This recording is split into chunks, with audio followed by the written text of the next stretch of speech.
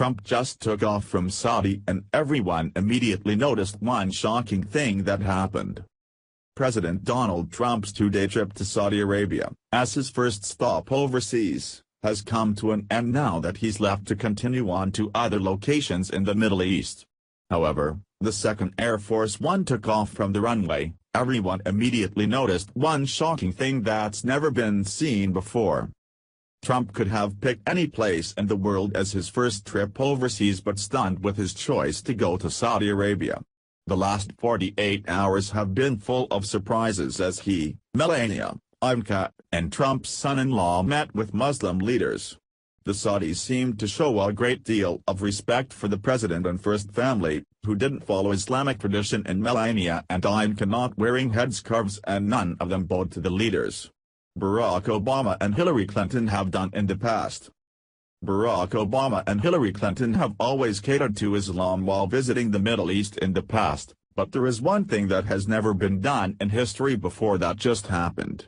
Always wanted to do things his own way however he sees fit, Trump just made history with what he did right upon leaving Saudi Arabia en route to Israel.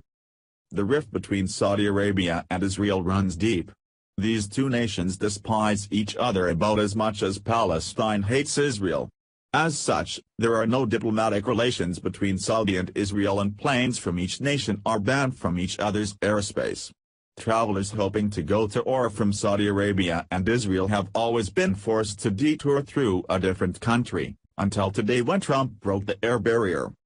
Daily Wire reports. In order to travel from one nation to the other requires travelers to take what many call a cleansing stop. Often, flyers go to Amman, Jordan, or Cairo, Egypt, before heading on. And travelers who stop in Israel before heading to Saudi Arabia often ask Israeli officials not to stamp their passports. Saudi authorities get visibly unhappy when they see the stamp. Some frequent flyers even have an extra passport so they can keep one clear of the Israeli stamp. That's what makes President Trump's itinerary so interesting. He made Saudi Arabia his first stop, which no doubt greatly pleased the Saudi royal family. Then he flew from Riyadh directly to Tel Aviv, which no doubt made them furious. The president successfully completed this groundbreaking flight by landing in Israel on Monday at 12:22 p.m. local time. Having just penetrated one barrier, he hopes to do the same on this leg of his Middle East tour by somehow bridging the gap between Israelis and Palestinians.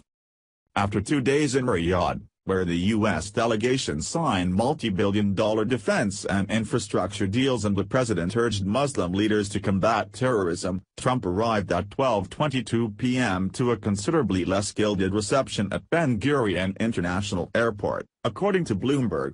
Israeli Prime Minister Benjamin Netanyahu had to force his cabinet ministers to attend. From there Trump was whisked by helicopter to Jerusalem to start a 28-hour visit heavy on symbolism and littered with political minefields. Trump expressed that his time in the Middle East so far has provided him with restored hope for this embattled area of the world and America's relations with them. Netanyahu was optimistic but feels that peace process is a little further off, stating that he hopes one day an Israeli premier would be able to fly freely between his country and the Saudi capital as Trump was just able to do. Secretary of State Rex Tillerson was quick to throw the towel on Trump's optimism in the Middle East he thought he had achieved in the last 48 hours by telling reporters traveling with the president that there is a moment in time here, but that America wants to manage our ambitions on this trip, Bloomberg reports. It says a lot already that Trump was able to literally fly through a firm barrier that has been in place for years, which Barack Obama was never able to do. Sometimes, it's just a matter of being bold enough to break tradition in order to pave the way for peace and others to follow his lead.